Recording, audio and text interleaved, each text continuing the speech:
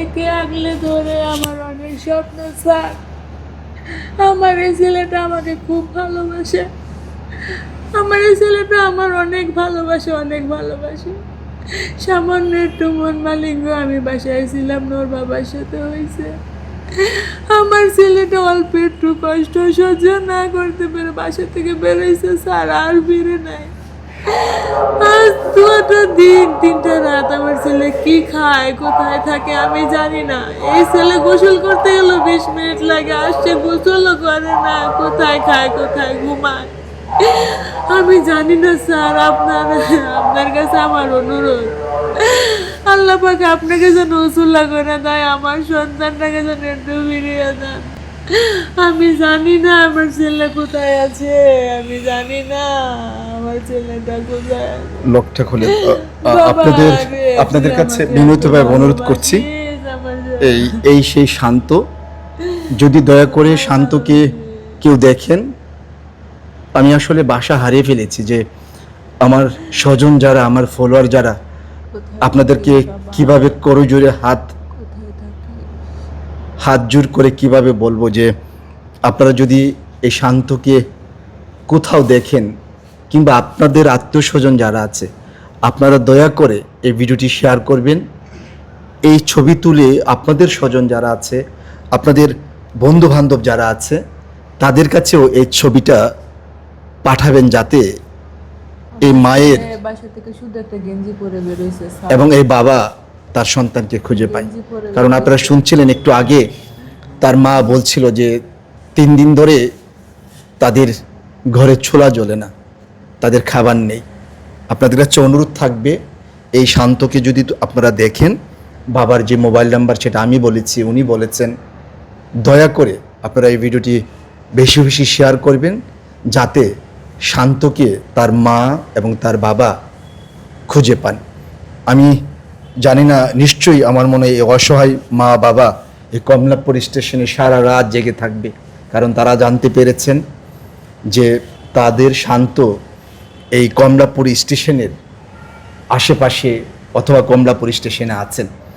আমি আপনাদের কাছে বিনীতভাবে অনুরোধ করছি, আমি এই মায়ের কান্না আমি সহ্য করতে পারছি না। আমার অনুরোধ থাকবে আপনারা এই ভিডিওটা শেয়ার করেন, যাতে এই শান্তকে তার মা বাবা পান। আমার একটা অনুরোধ থাকবে আপনাদের কাছে। আমার যে কেন মনে হচ্ছে, আপনারা টেনশন করবেন না, আল্লাহর কাছে দোয়া করেন। নিশ্চয়ই এমন কোনো হৃদয়বান ব্যক্তি এই দুনিয়ায়, এই বাংলাদেশে নিশ্চয়ই আছেন, যারা আপনার সন্তানকে দেখলে আপনাদেরকে ফোন করে আপনাদের কাছে আপনাদের সন্তান পৌঁছে দেবে। আমি মহান সৃষ্টিকর্তার কাছে বলি, আল্লাহ যেন আপনাদের সন্তানকে পাওয়ার ব্যবস্থা করে দেন। আমি নিশ্চিত যে মা বাবার চোখের পানি আল্লাহ সহ্য করতে পারে না। আমি নিশ্চিত আপনাদের সন্তানকে আপনারা পাবেন। আমি আবারও অনুরোধ করি, যারা আমার ফলোয়ার আছেন, এই ভিডিওটি শেয়ার করবেন। ওনারা আজকে কি আপনারা ঢাকা থাকবেন? এখানে আছি স্যার। আচ্ছা, দেখেন, আপনারা এখন রাত্রে 11:30 আর প্রায় 12টা বাজে, এখনও তারা এই কমলাপুর স্টেশন আছে। আমি একটু আমার কাজে বের হয়ে যাচ্ছি, এরা সারা রাত থাকবে। আপনারা দয়া করে যদি এই শান্তকে পান, দয়া করে ওনাদের সাথে যোগাযোগ করবেন। ওনারা কমলাপুর স্টেশন আছে এবং মোবাইল নাম্বারটা দেওয়া আছে। ওই পর্যন্ত আপনারা ভালো থাকুন। আল্লাহ, আমি নিশ্চিত আল্লাহ হাফেজ। আল্লাহ যেন ইনশাআল্লাহ। নিশ্চিত স্যার, আমি জানি যে আপনাদের দুই সন্তান, আমি আসলে আমার বাসা খুঁজে পাচ্ছি না। স্যার, আমার আপনাদেরকে ছোট ছেলেটা স্যার এবার হাফিজি আমরা রইলো হেফজত গেছে, আর বড় ছেলেটা এই বছরই মাওলানা বিভাগে গেছে। ও আল্লাহ, নাজারা 2 আল্লাহ, বছর আল্লাহ। কমপ্লিট করি স্যার। আপনাদের কাছে আমার আমার মনের অনুরোধ আশা, করি, আমি কখনো আমার ছেলে করে আমি মাদ্রাসা পড়ামি এরকম ইচ্ছা ছিল আমার জীবনে।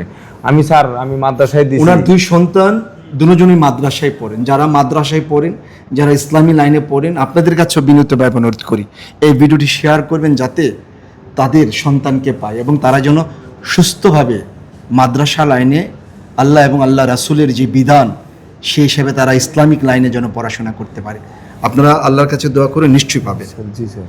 আপা, আল্লাহ আছে, আপনি নিশ্চিত আপনার দোয়া এবং আপনি যে সাধারণ মানুষের কাছে আহ্বান করেছেন যে আপনার সন্তানকে পেলে জন্য আপনাদের সঙ্গে যোগাযোগ করে, নিশ্চয়ই এই দুনিয়ার মধ্যে অনেক মানুষ আছে, আপনার সন্তান নিশ্চয়ই আপনাদের কোলে ফিরে আসবে। আমি আল্লাহর কাছে বলি, ভালো থাকুন। জি স্যার, আল্লাহ হাফেজ ইনশাআল্লাহ। এক অসহায় বাবা এবং অসহায় মায়ের যে কান্না, সন্তানের জন্য যে আকুতি, সন্তানকে না পাওয়ার যে ব্যাকুলতা, সেটা আপনাদের সঙ্গে আমি খানিকটা কথা বলতে চাই। আপনি যদি সামনে দেখান, উনি হলো বাবা, শান্তর বাবা, উনি শান্তর মা। এই মধ্যরাতে কমলাপুর স্টেশনে ওনারা তার সন্তানের জন্য কান্না করছিলেন, কারণ তার সন্তানের নাম শান্ত, তার বয়স মাত্র 13 বছর। তিনি গত 25 এপ্রিল সাভার, ওনাদের বাড়ি হলো সাভার, মা বাবার সঙ্গে খানিকটা হয়তো কষ্ট পেয়েছেন মা বাবার কথা থেকে, ওই শান্ত বাসা থেকে বের হয়ে গেছে। কিন্তু গত শুক্রবার থেকে এই অসহায় মা এবং বাবা খেয়ে না খেয়ে শান্তকে খুঁজছে। শান্তর আরেকটা ভাই আছেন, কিন্তু শান্ত সবার বড়, সে মাদ্রাসায় পড়াশোনা করতেন। আমি যদি বলি, সেটা সাভার উপজেলার মধ্য রাজাসন দারুল উলুম ও মাদ্রাসা এবং এতিমখানায় তিনি পড়াশোনা করতেন। তিনি 24 এপ্রিল উনি ওনার বাড়িতে এসছেন, অর্থাৎ 25 তারিখ বাড়িতে আসার পরে 25 তারিখেই রাগ করে উনি বেরিয়ে আসছেন। আমি যখন এই মধ্যরাতে কমলাপুর স্টেশনে দেখলাম এই বাবা এবং মা, আপনাদেরকে দেখাই, এই সেই শান্ত।